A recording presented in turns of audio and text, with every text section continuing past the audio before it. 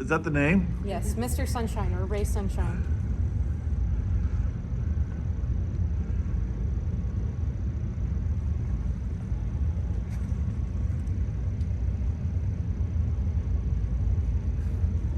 Now tell me what you're doing here today, this video. So we are doing educational entertainment for the Burnham Public School here, educating anywhere from grade JK all the way up to their grade 4 classes, giving them the opportunity to interact with these amazing animals, exotics, that perhaps they may never get an opportunity to do again in their life. So the animals I have brought range from amphibians, so some red-eyed tree frogs. I've even brought a tarantula, a few different species of snakes, some lizards, my chameleon. But it was hard to pick. Out of 44 individual animals, you have to pick some. You can't bring them all. So, is he heavy? A little bit heavy. But I like him. So What do you think of Holden Ray? he's just awesome. What do you like about him? Well, I like how he looks like lemonade. Looks like lemonade. And how friendly he is. Very friendly. You say you've been friends with him since kindergarten? Sure. Well, isn't that what you said? Yeah. Good job. Cool. Awesome. What do you teach the kids about this stuff?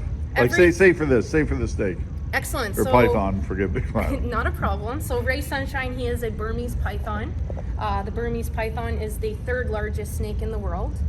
I also educate them on the size of the animal. So an adult female can get to be 35 feet long, can weigh up to 200 pounds. A female Burmese python can also lay up to 120 eggs in her clutch. Male Burmese python, this little guy should get about 18 feet when he's full grown. He will weigh about 75 pounds. So Ray Sunshine right now, he's only 3.5 years old. So he's still considered a baby.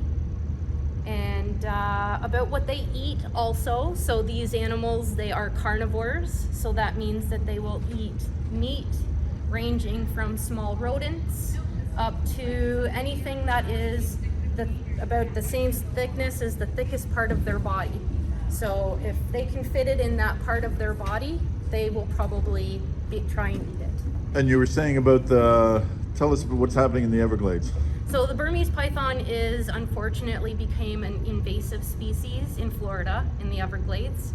It was a wild caught shipment that was brought down, perhaps for the pet trade. That shipment managed to escape, and they just thrived down there. The heat, the humidity, the food is endless. The climate and everything is just ideal for these animals to thrive, and they cannot get them under control, because let's think about it. A female can have 120 eggs in a clutch. She can do that 1 or twice a year. When they reach about 2 years of age, they can start breeding. So you can do the math on that. They can get out of hand really quickly. And why is that bad? They are destroying the ecosystem. It's imbalanced. They're not natural to that area.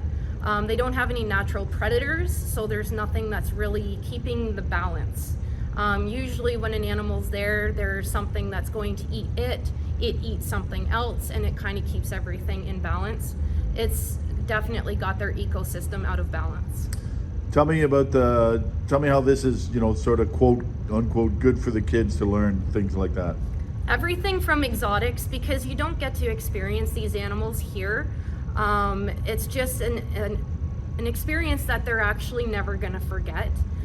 These animals, someone may end up having one and say, I don't want it anymore, and then they decide, maybe I'll just let it go. Maybe if I don't want this animal, I'm going to just put it out in the back field, and that is very bad. You do not want that to happen, especially if it's not a native animal, something that's native to our habitat. A, the animal's probably not going to survive, or B, it'll become an invasive species because it's just not meant to be here. Last question, what are the kids' responses to this show?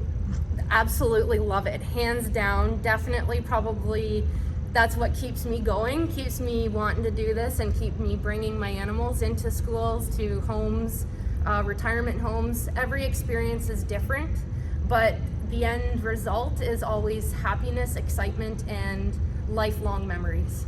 Last question, and I want to emphasize it's a great experience for the kids and older kids, but it's about learning as well. Learning what to do, what not to do, to the respect of the animals. If you can expand. Absolutely. So you want to make sure that, because these animals do have a lot of specific needs, they're not the same as keeping a dog or a cat. We do have to take a lot of responsibility when owning these animals. So educating on their native habitat, where they come from, the type of climate that they need, the type of food that they need, is all very, very important and crucial for happiness in ownership and happiness just in the environment in general.